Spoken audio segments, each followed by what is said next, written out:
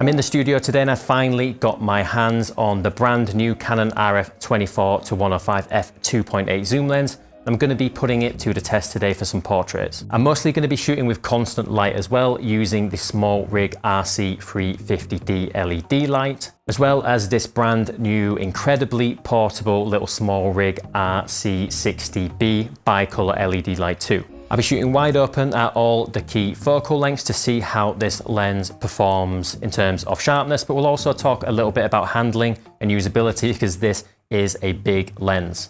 Right, let's get started.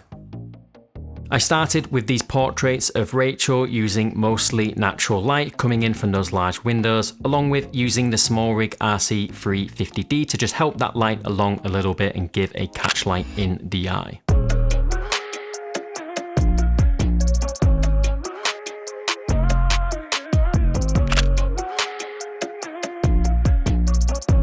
Shooting wide open at 2.8, I really loved having the versatility of being able to capture the whole scene, getting a dramatic wide shot, but then being able to punch in to say 85mm for a headshot, while still keeping that 2.8 aperture all the way through. And up to now, something no other lens has allowed me to do. I was really impressed with how these images came out and immediately could tell that this lens delivers high quality images all the way through that vast focal range.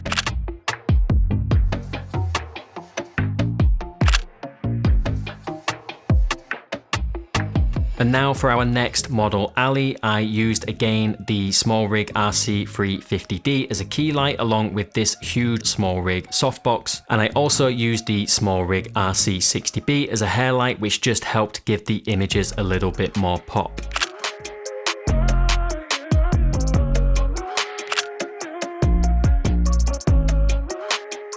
And I paired it with this tiny softbox and grid to control the beam of light, and this small light is surprisingly powerful. And now shooting at 2.8, I could tell immediately that this lens performs really, really well in terms of sharpness. I would say that it is easily as good as the RF24 to 70 through most of the range, but is a little bit sharper still at say 70mm, and it doesn't seem to suffer as much with the loss of sharpness at the longer end of the focal range. I really love how strong this lens resolves details at the classic portrait focal lengths at 85 or 105mm. As you can see here, it produces some super sharp results at these longer focal ranges.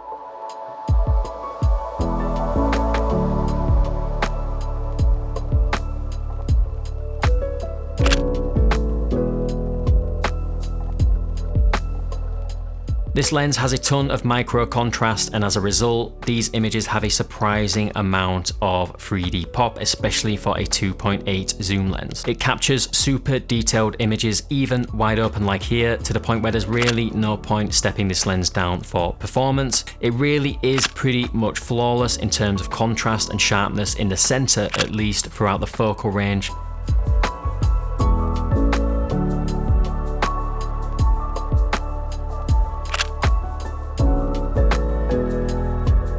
And it's nice to use a lens with specs like this that performs consistently from its widest focal length to its longest focal length. That is quite unusual in my experience.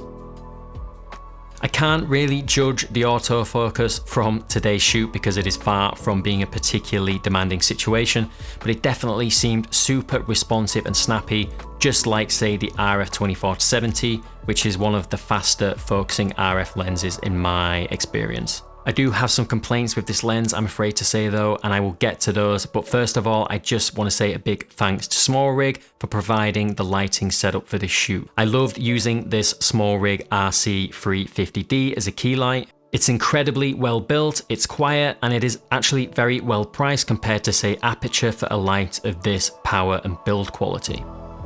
I'm using constant light over flash more and more these days because I love being able to see the results of making adjustments to the light in real time. And I'm also comparing cameras all the time, so it means I don't have to worry about triggers on multiple cameras like I would do if I was using strobes, for example. A great example is when I used a 350d along with an optical snoot and a tree gobo to create this almost dappled lighting effect. Using constant light for this kind of a shot is really helpful because I can see the results right in front of me and make quick adjustments without having to fire off a shot like I would if I was using flash. And you really need to check out this little Smallrig RC 60B bicolor LED light. It's just so small and portable. It has a built-in battery, which I love. It is rechargeable through USB-C, and you can even use like a power bank with power delivery to charge it too. And I used it on this shoot as a hair light and to add a little bit more light onto the backdrop sometimes too. It's so small, it fits into pretty much any camera backpack, and I love this little softbox that you can get for it too. There is a link in the description to both of these lights along with all of the accessories and modifiers for these lights that you've seen in this video, so please give them a check out if you are interested in using constant light for your studio photo shoots too. Okay, so now on to negatives with this RF 24-105 2.8 lens, and I have to say I do have a few complaints. This lens suffers from what looks like a lot of mechanical vignette, especially at the wider focal lengths, especially at 24mm where the uncorrected image looks really, really bad. Now here's the corrections turned on, and yeah, it clears up the really bad stuff, but there is still quite a bit of that darkening in the corners, so you need to push the vignette correction even further than the built-in profile in Lightroom provides. It does start to clean up a little bit by 35mm like you can see here, but even still, especially on a white backdrop, there's always a lot of vignetting with this lens, pretty much anywhere you use it. My main issue with the Lightroom image corrections I'm finding right now though is with how it stretches the extremities of the images once you apply the corrections. I'm hoping that this is just a temporary bug in Lightroom, but look what happens to the edges of the images once I apply those lens corrections. You can fix this by manually cropping or clicking this constrain crop check in the manual corrections side of the lens correction section. But this lens suffers from quite a bit of distortion when uncorrected, so I'm guessing the Lightroom profile just isn't applying the corrected crop properly yet. Hopefully that's fixed soon, as it's not an issue in the JPEGs, for example. Now before I get to my next complaint, let's take a look at the build and handling of this lens. This is a large lens. It is longer and heavier than both the RF 70-200 2.8 and the RF 28-70 f2. Because of this, it barely fits into my backpack, so although it would be amazing, this is probably not going to be the best lens for travel. It feels very solid in the hands though, and it has controls for the lens image stabilization mode and the autofocus mode, as well as these two function buttons on the lens barrel. These buttons are very useful for video, for example, where you can use it to toggle on and off zebras, for example. I am not a fan of the zoom ring on this lens, I'm afraid. It is not very well dampened at all and feels a lot more loose than any other RF zoom lens I've ever used. So although it means quick zooming between the focal lengths, I found myself knocking the zoom ring really easily, just handling the lens in basic ways and adjusting the focal length by accident as a result. I would prefer to see a little bit more resistance in this zoom ring, which is actually typical of most RF zoom lenses. I would like it to just require a little bit more effort to turn to avoid this problem. This lens also comes with a first from Canon, an aperture ring. It's completely smooth and I couldn't find a way to make it clickable, so it's really dedicated for video use. The lens doesn't feel that heavy when you're holding it in isolation, but when you put it on a camera body like the Canon R5 for example, all of that weight seems to be distributed towards the front element of the lens, and you constantly have that weight pulling down on the front of the camera, and after a while it just got really uncomfortable. And after a 3 to 4 hour photo shoot, just stood around in a studio really, you know, I wasn't hiking with it or traveling with it or anything like that. I was, to be honest, glad to put the camera down. Obviously your mileage may vary and the weight of this lens might not bother you at all, but I would definitely recommend you rent this lens first and give it a try and see how you get on with it. So final thoughts on the RF 24-105 2.8, and overall in terms of pure performance, Canon have done an absolutely excellent job with this lens. This lens offers superb consistent sharpness